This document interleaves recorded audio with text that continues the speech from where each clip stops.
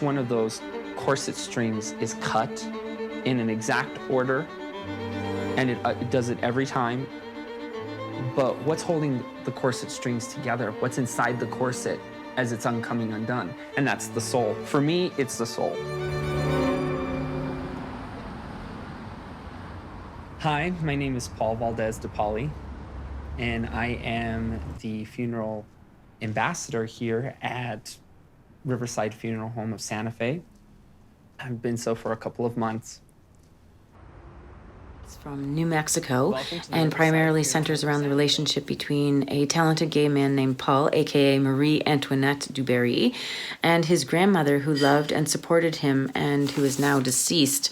I loved his interviews and photos around his wonderful relationship growing up with his grandmother and how he learned to sew from her. I really enjoyed the stunning footage of him in the fabulous dresses, wigs, and makeup in many different locations, from his grandmother's funeral to deserts to in front of the funeral home where he works.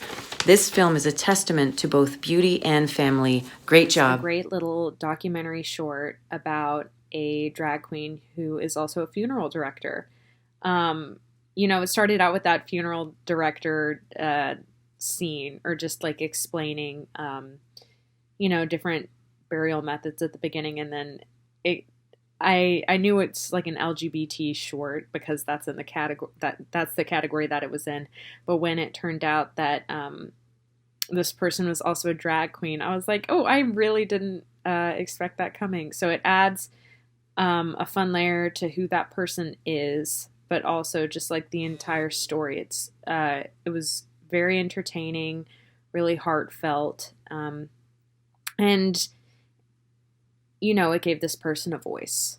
They talk about how drag gave them a voice, and I think it's really poetic of like having a voice in like death and drag, and also getting an amplified voice through the short as well. So I really enjoyed it. I really loved this. I loved that it wasn't just about what he does like as his job or what his like passion and hobby is, but it was also about how the two are at a crossroads and how he incorporates both together in honoring his grandmother with like using her sewing machine, and how he incorporates that into all of his dresses and all of, that he'll never let the sewing machine rest, things like that, but that he also finds a way to weave that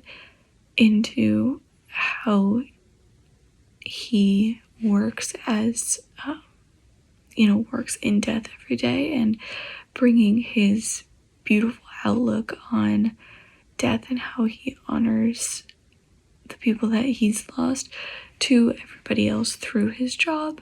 So that the whole thing was just really beautiful and really touching in a great way to honor. It's about so much. It's about death, the healing that slowly but surely comes through grief, and how we allow our loved ones to live on through our own actions and through our own traditions and rituals of honoring their life long after they've left this earth, and the way that the funeral director does so for his grandmother in this is just absolutely beautiful.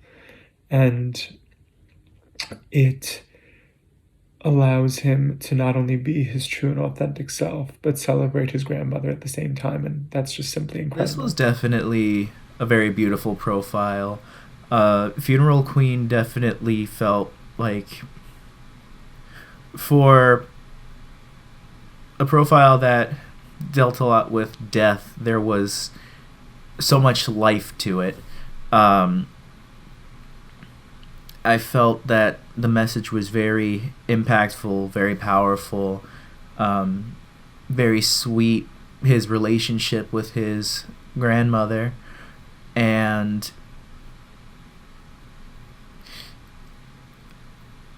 hear me out, but I think it has a very good essence of true nihilism, in the sense that I feel like nihilism kind of gets stereotyped as bleak and life is meaningless, but in reality it feels more like one day everyone is going to die, so we need to take for granted the time that we do have and live it to the fullest, which is something that I feel like Paul definitely conveys in his day-to-day life. He, no matter how much he deals with death, and as hard as it is, he'll always live his life to the fullest, and you can see in the B-roll how truly happy he is, and I think that's beautiful.